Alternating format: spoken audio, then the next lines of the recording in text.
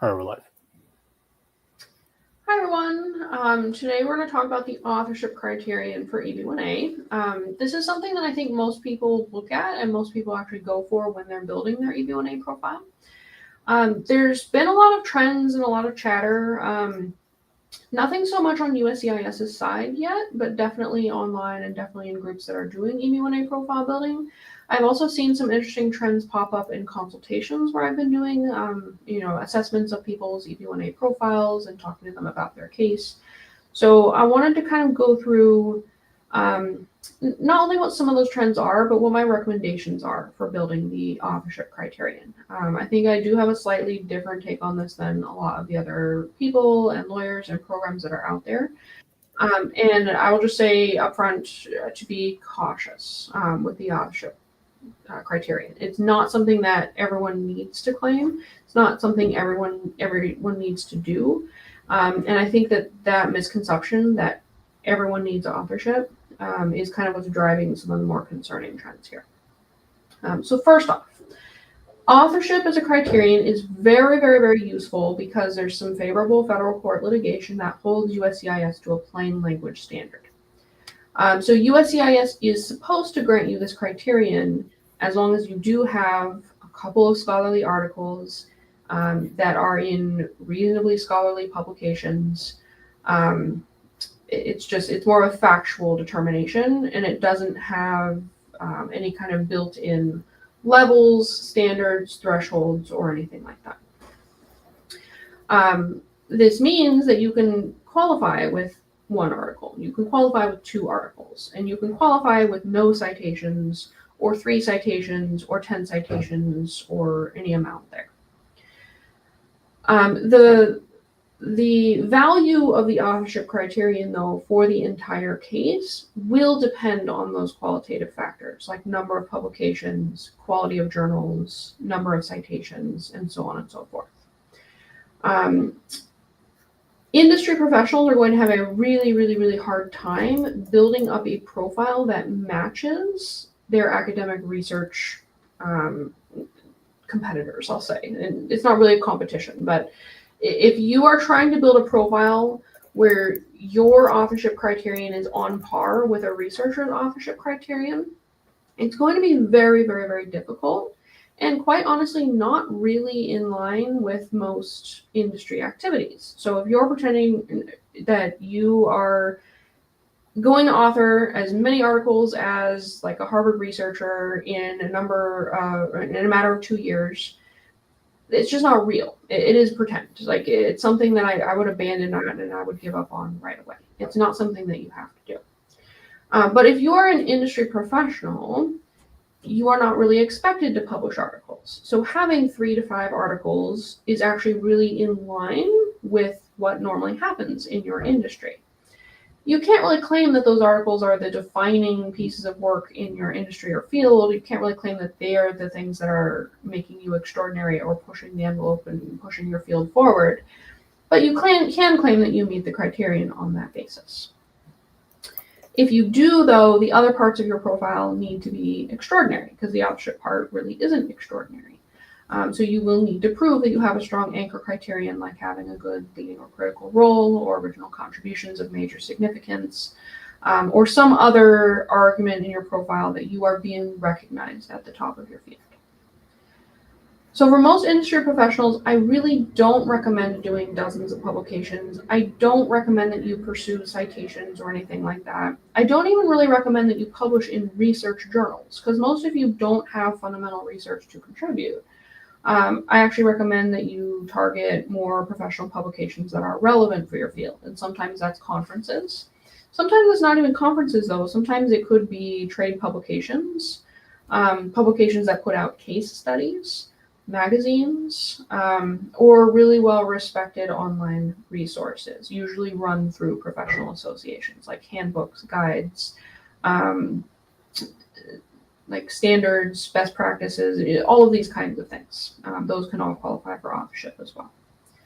I think I see too many industry people right now trying to match the academic researcher profile under authorship. and it's leading to a lot of shortcuts. And the shortcuts are really, really concerning because the shortcuts are potentially an area where USCIS can do some investigation. And if they don't like what they're seeing, they might call it fraud or misrepresentation. And you do not want to get tagged with any of that on your profile. There are some things that are gray areas. Like we all know generative AI is a big thing now, and so a lot of people are using ChatGPT to write articles. You know, to a degree, having ChatGPT help you out is not a bad thing. It can be fine. But if the entire article is written by ChatGPT and you're just kind of publishing it without it being your original work and your original thought, I could definitely see USCIS coming back and asking you how you created this article, how you decided to write it, what value it has to the industry, and if everything is ChatGPT generated, you're going to have a hard time doing that. The same is true if you hire ghostwriters. Like if you are hiring a ghostwriter, most likely the ghostwriter is using ChatGPT, so let's be real. But if you hire a ghostwriter, you can't really say that you wrote the article. So if USCIS comes back and they ask, how was this article produced? And you say, oh, so-and-so wrote it and I just edited it or supervised it. USCIS is going to have some real concerns with that. And again, it is a gray area in that it's not totally out of line with what happens in the real world. It's not totally out of line with what happens in academia, but everyone thinks that all of the academic scandals are pretty sketchy. And if the same thing happens in industry, they're also going to think it's really sketchy. And anytime USCIS thinks something's sketchy, they will claim fraud. So, I mean, it's a gray area, and I really don't recommend, going anywhere near that. If you're going to publish, focus on publishing just a couple of works that are really high quality representations of what you do as an expert. You don't need volume, you don't need citations, you don't need scholarly journals or anything like that.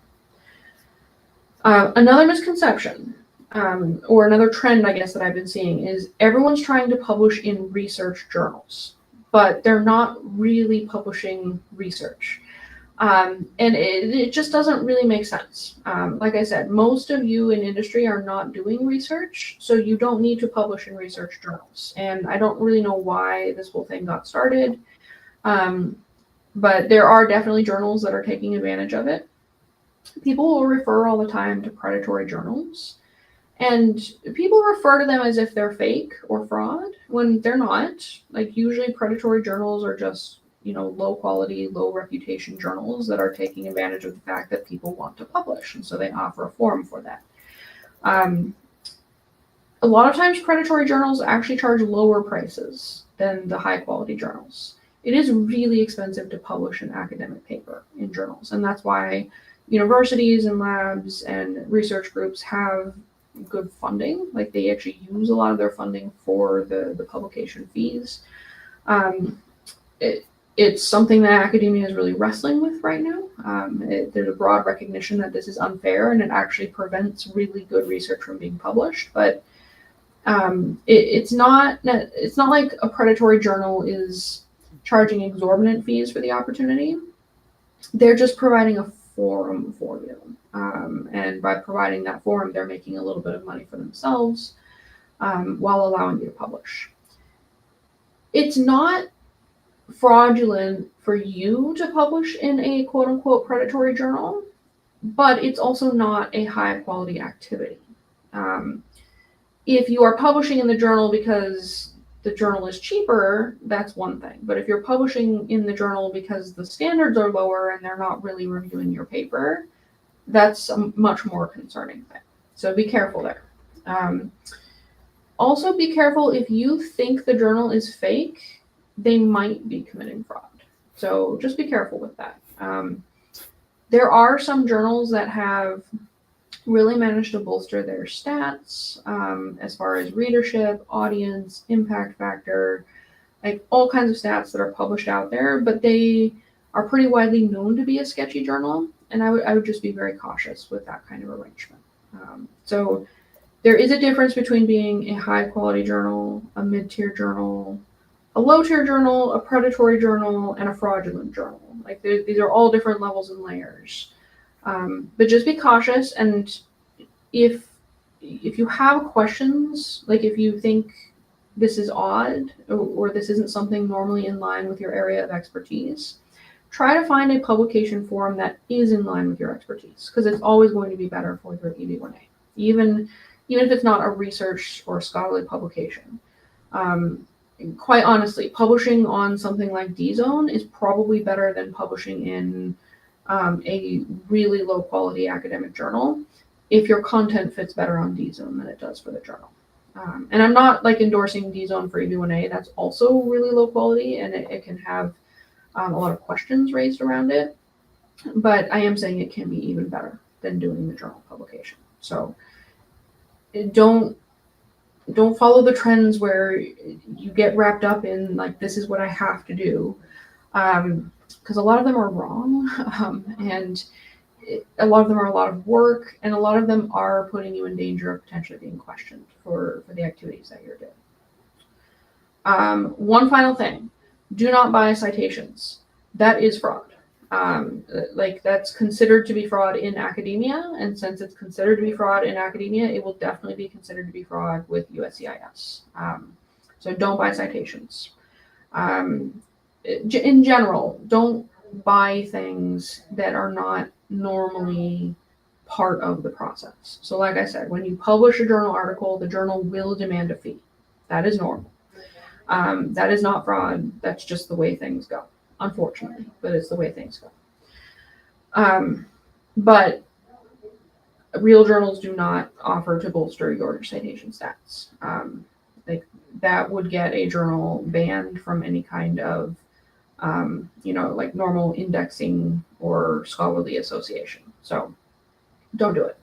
All right. And then for alternative publication types. So if you're not looking at academic journals, look and see what other scholars are reading in your field. Look and see what other leaders in your field are reading.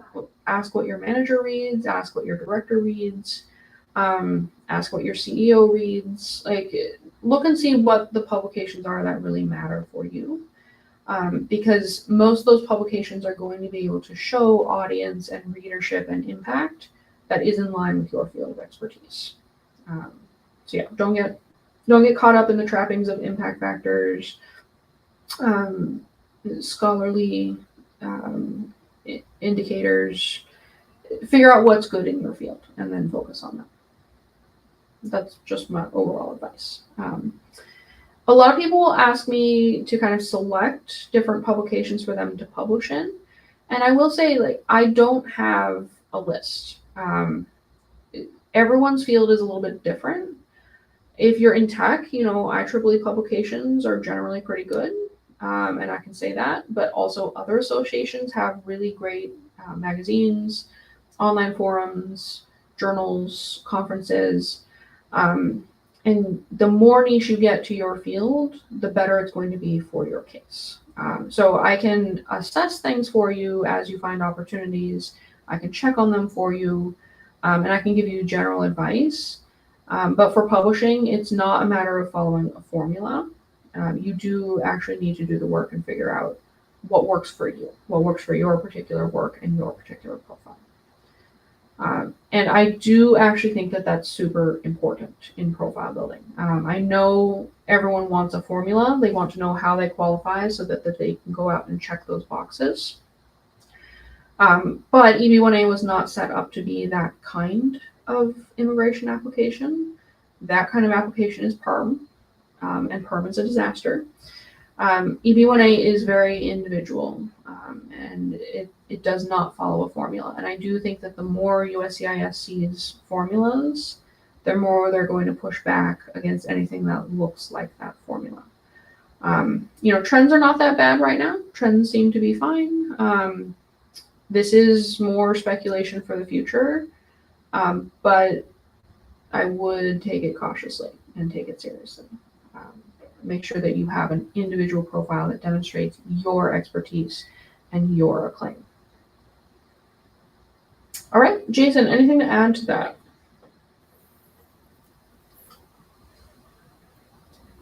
So what if you do get opportunities to publish research papers, except they're with researchers, and you're like the second or third author of a couple of papers. Can that still be a strong authorship claim? Yeah, absolutely. I've worked with a lot of clients who have industry jobs, but who are participating in one of their old professors' labs in the meantime. So usually they're involved in a particular technical aspect of either the data analysis or the data management or creating an algorithm. Sometimes they are actually not working. They'll volunteer in the lab for a couple of shifts to do this or that. You do have to be careful with that because that's not always authorized, depending on whether it's classified as work or not. But a lot of times people are just doing research projects and contributing to a very specific part of the project related to their knowledge. They don't have to be the primary author, they don't have to be the PI, they don't have to be the person who is like driving the outcome, as long as they are contributing to a very important part of the research. So what counts as a conference presentation for the authorship criterion? Yeah, so I should say presentations are not things that qualify as authorship. And I have received a lot of consultations where people are under the impression that it does. So hopefully I have not given that impression. But participating in a conference can be done at a couple of different levels and a couple different formats. If you want your conference publication to count as authorship, it needs to be published in the conference proceedings. So it needs to be a paper and it needs to be actually out there so that other authors can reference it, use it, cite it, and the way that that's usually done is conference proceedings. You can also speak at conferences or do poster presentations at conferences or do other things like this. And usually I do not argue these under authorship. It's my understanding that a few attorneys do. I haven't seen their RFEs or anything like that. If it's just a spoken thing and not a written thing, you would definitely need to argue it under comparable criteria for authorship, and USCIS really doesn't like seeing comparable criteria arguments. It tends to trigger RFEs and kind of be a red flag. So I don't usually argue them there. I will argue conference presentations and speaking engagements under critical role or original contributions, depending on what they fit better under. Sometimes I will argue them under final merits, just overall. Sometimes we'll start with an introduction, talking about an important talk that the person gave. There's all kinds of different ways to fit them into the profile. And they do go towards a claim and recognition. So they can be really valuable for profile building. They're just not really good for authorship.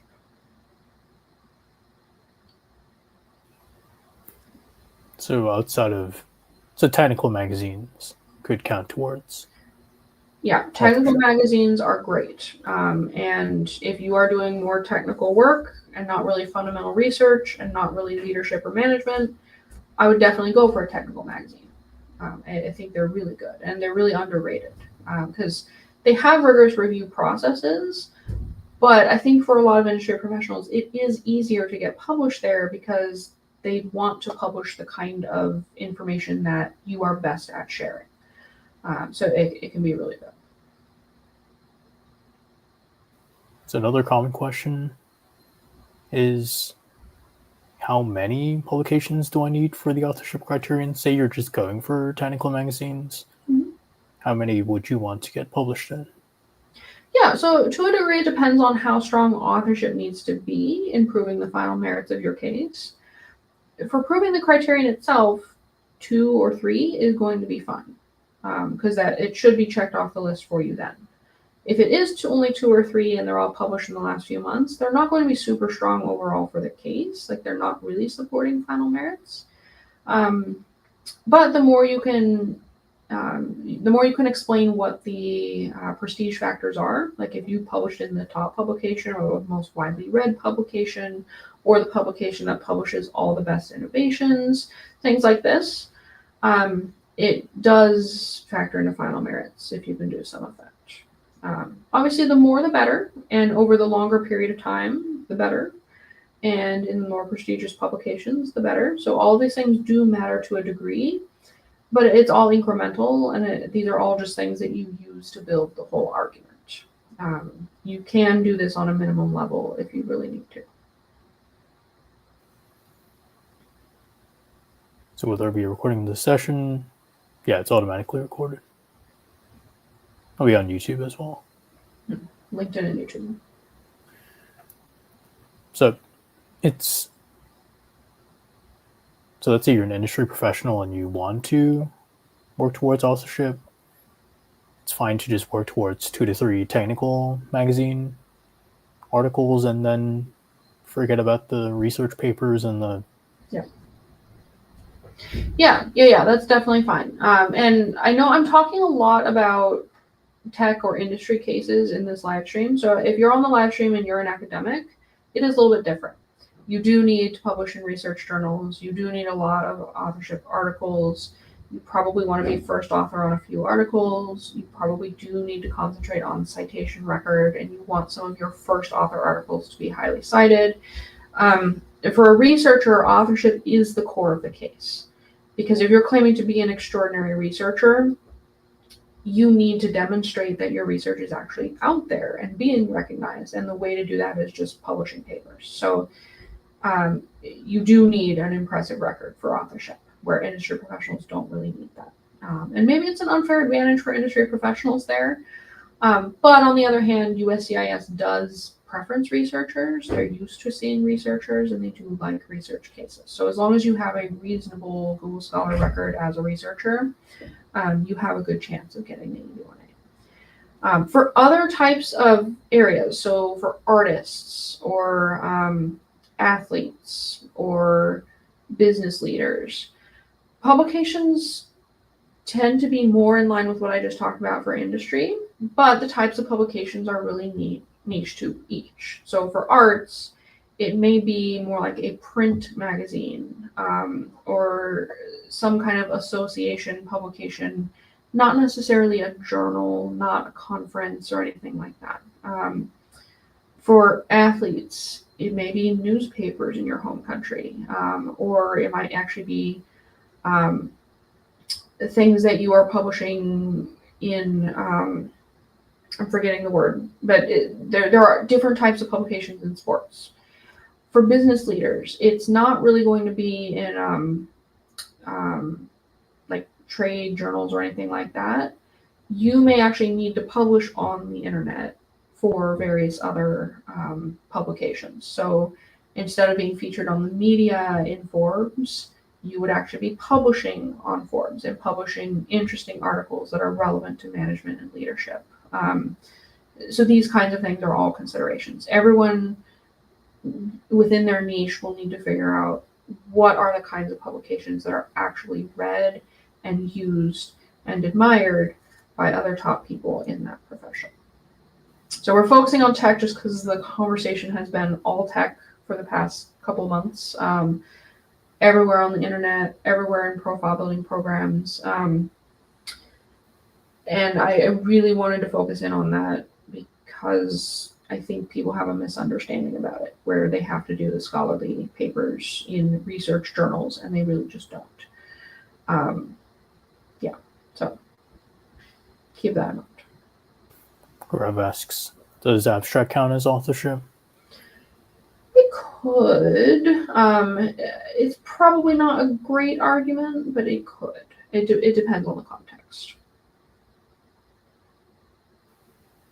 Saj asks, how is a journal evaluated as recognized? Do they check impact factor? Yeah, impact factor matters, but it's not everything. Somewhere along the way, I think everyone got this idea that impact factor means that the journal has a good reputation, and that's definitely not true. Some of the top journals in some fields actually have pretty low impact factors, but they have really good reputation for publishing only the most rigorous research. Others have really high impact factors, like Nature, and they have a top reputation, but I will say their reputation has also come under fire and been scrutinized, and there's some scandals going on there as well. So impact factor is not everything. USCIS can look at the journal's reputation holistically. So they will look at the journal's audience, who reads it. So they'll look at circulation and readership. They'll look at longevity. They'll look at who the journal is associated with. So if they're associated with an association that's been around or is respected and can kind of confer some elements of reputation on the journal. They will look at impact factor to see how often these papers are being cited in the journal, how often they're being used. There are also other metrics that are used in journals. There's like the age factor, the I factor, the site score. There's all kinds of different things. I'm not usually focused on just one thing. I will look at all of the things to determine if I think the journal has a decent reputation. No other questions? Anything else you want to cover? No, I think that's all. Thank you everyone for joining the live stream. Right. Thanks everyone.